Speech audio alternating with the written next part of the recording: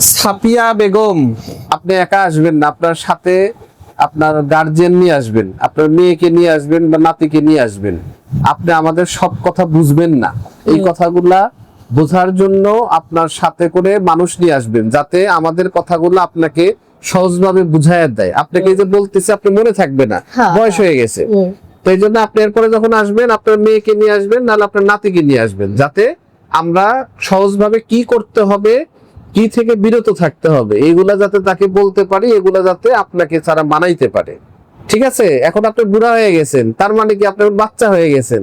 আপনি যেমন আপনার ছেলে মেয়েকে পালছেন, এখন ছেলে মেয়েরাও আপনাকে এখন কোলে করে পালবে আর কি। ঠিক আছে? ঠিক আছে। তা আপনার বাতের ব্যথা ছিল, ওষুধ তো আপনি মাশাআল্লাহ অনেকদিন যাবত খাচ্ছেন, তাই অনেকদিন যাবত একদম রেলগাড়ির মতো টুক টুক টুক টুক করে ওষুধ খাইতেছি তো। আচ্ছা, তো এখন আগের চাইতে ভালো আছেন? আগে সে আল্লাহ ভালো আছে, কিন্তু ভালো আছে। আপনার কথা হচ্ছে যে আপনি ওষুধ অনেকদিন যাবত খাচ্ছেন, সম্পূর্ণ ভালো হচ্ছেন না, কিছুটুকু ভালো লাগে।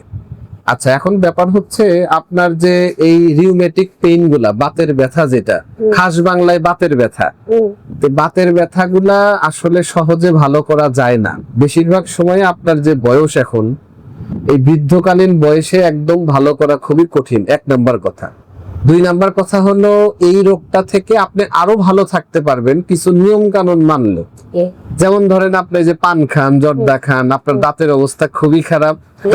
কয়েকটা কথা বলি আপনাকে, হচ্ছে বাত ব্যথা থেকে ভালো থাকতে গেলে আপনাকে সয়াবিন তেল খাওয়া যাবে না, মানে এটা একটা প্রদাহত জনিত রোগ আর কি, ইনফ্লামেটিভ ডিজিজ আর সয়াবিন তেল।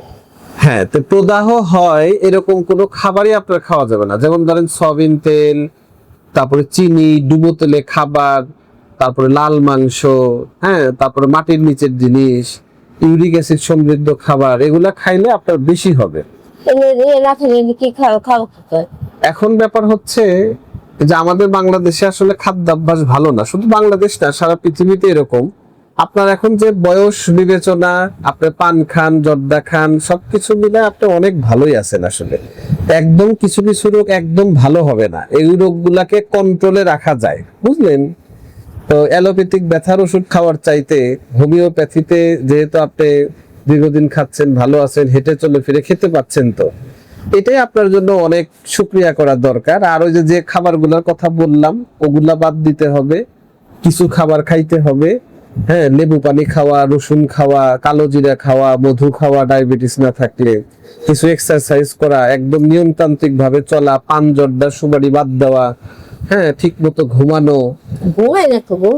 ঘুম আসে না, তো এই যে আবার টেনশন আছে অনেক, এই বিষয়গুলা যদি মানা যায় তাহলে এর চাইতে আরো একটু ভালো থাকা যাবে। হ্যাঁ, তো বাত ব্যথা একদম ভালো করা খুবই কঠিন, যেহেতু অনেক বছরের পুরাতন বাত ব্যথা, এটা সময় লাগবে। আপনি ওষুধ খাচ্ছেন, খেতে থাকেন, অনেকটা ভালো আছেন আর কি, এটাই শুকরিয়া করতে হবে। কিছু কিছু রোগ একদম যাবে না আর কি, না গেল যত করে দিনে দুনিয়া আসি যত করে ওকে খাইতি। হ্যাঁ, তবে ওই যে সয়াবিন তেল, চিনি, তেলে ডুবানো খাবার, এগুলা খাবেন না। লাল মাংস খাওয়া যাবে না। লাল মাংস কিসে? গরুর মাংস, যেগুলো চার ঠ্যাং, খাসি, গরু, এগুলা খেলে ব্যথাগুলা বাড়বে আর এভাবে খান, আল্লাহ ভরসা। ডেইলি না, মানে এগুলা খেলে বেশি হবে। আপনি তো সয়াবিন তেল খান, চিনি খান, এগুলা খাওয়ান যাবেন। আসলে একটু সচেতনতাও দরকার। আমাদের তো বিপদ, এমন কিছু মানুষ যে যাদের সচেতনতাও নাই আর কি, এদেরকে চিকিৎসা করাও কঠিন, বোঝাও কঠিন।